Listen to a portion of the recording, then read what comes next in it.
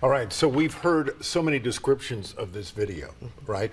We've heard appalling, we've heard heinous, we've heard violent, but we heard from Mulroy today, criminal, criminal. And he's the one who assembled the grand jury and with his prosecutors presented to a grand jury at 9 o'clock this morning the evidence that they had. So presumably the grand jury saw the video and they used that as the move to make these indictments for second-degree murder and a long list of other charges.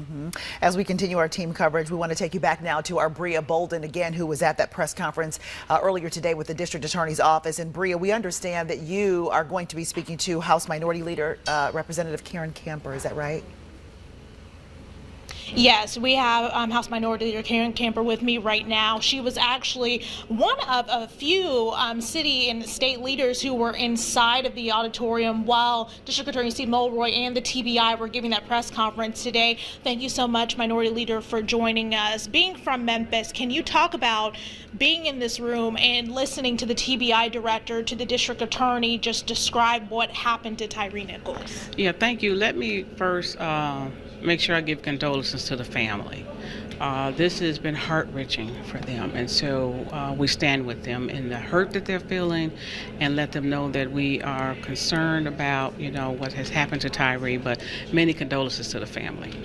Can you talk about, how we were all in that room when the TBI director called this appalling? He said it was sickening, and we've heard the cries from Tyre Nichols' family for weeks now. Can you talk about, have you spoke with the family, and also what was your reaction to all of that? I have not spoke to the family, but I know I was at the other press conference with the family, and the family have been demanding answers and was really appalled at the video themselves, and the family want people to see the video. I agree with you that the DA, the TBI director, the language that they use, heinous, criminal in terms of what they saw on this video. And so I think the people in the city of Memphis are anxiously waiting to see, it for themselves, to be able to, get a sense from them what they believe happened to Tyre. So I do think that the citizens appreciate the swift nature in which the police chief responded, swift nature in which the DA has responded, but also want to see this video. You talk about, you represented Memphis for such a long time, and can you talk about what have people told you about how they feel about this case? How are you feeling about this case? People are hurt. They're sad. Initially, people were in shock when they saw the images of the police officers who did this to Tyre. And as a mother, it hurts me too, because it could have been my son. And so I sympathize so much with the family and the mother in particular, because it could be any one of us mothers, you see. And I think that's how the city is feeling. Hurt, pain, anguish. I think we're having all of those emotions right now. You talk about, to the magnitude of 5 ex-police officers being charged with second-degree murder of this young man. What is your reaction to that as well? We know that there are 2 EMTs who are under investigation right now.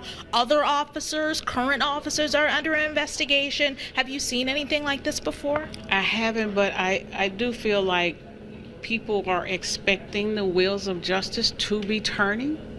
And we're getting a sense of that, which I felt being in that room, and that there's been this commitment from both the department and the DA's office that no stone will be left unturned. So investigations are still going on, and I think the people expect that and should have it. So I think the wheels of justice are turning, but people are still kind of waiting to see the end result of everything, all of the findings. To wrap everything up for you, Leader Camper, can you talk about what is your message to Memphians after we know the video is going to be released sometime tomorrow after 6 o'clock p.m. We're still waiting for the city to release a statement to give an exact time. What is your message to Memphians when they see this video? I think we haven't seen this video. And I think we need to just wait and not be presumptive on anything. There's been a lot of talk from a lot of people, but I think we just need to wait and see the video. All right. Thank you so much, Leader Camper. Thank you for taking the time. Guys, you know, House Minority Leader Karen Camper here. Thank you again. I'm going to send it back to you guys in studio.